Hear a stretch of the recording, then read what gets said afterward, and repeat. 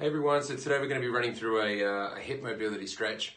Really good hip opener stretch from the guys over at Mobility WOD, but a really good way to open things up and get ready for deadlift days, get ready for squat days, anything where you need that really deep, external rotation or hip flexion of the hips.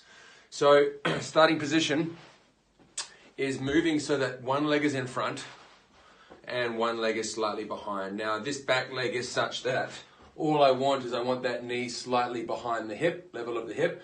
Don't want it here, I want it here, because at the same time I'm stretching my right hip here, I'm also going to be getting a stretch through my left hip flexor. So from that position, hand grasping the foot, elbow on the inside of the knee, and what I'll use this elbow to push my knee out as far as I can, and I want to keep that outside pressure into my hip the entire time. As you can see, this left hip at the same time is also getting a stretch through my hip flexor. So one hip is getting rotated in one direction, the other hip's getting rotated in the opposite direction. And so it's a really nice hip opener. So what we're going to do is we're going to put that pressure out into the knee. And then from there, all I'm doing is I'm sort of rotating or swiveling through my hips to try and scoop that knee around to the back and really open up that angle on my right hip.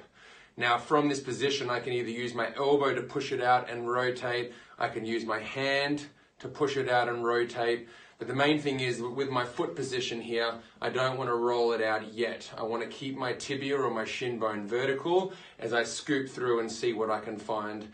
I can also adjust what happens with my trunk or my body, and I can drop my elbow on the ground and I can push my hip out and once again scoop around there.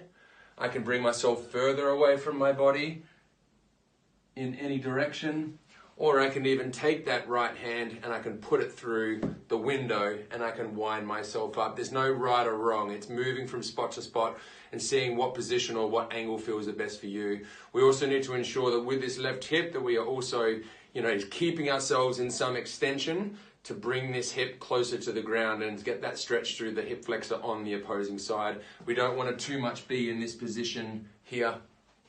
From this position, in terms of the foot position, we can also let it roll out and then target a little bit more of the glutes in this position and less of the adductors.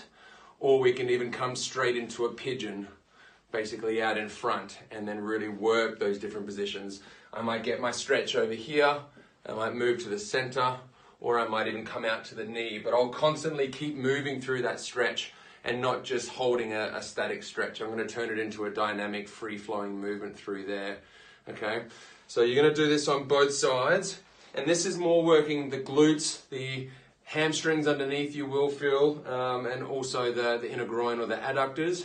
The only last thing I would say past that point is then to push pressure through your foot to bring your pelvis backwards, and what this will do is this will put a stretch on the underside of the thigh.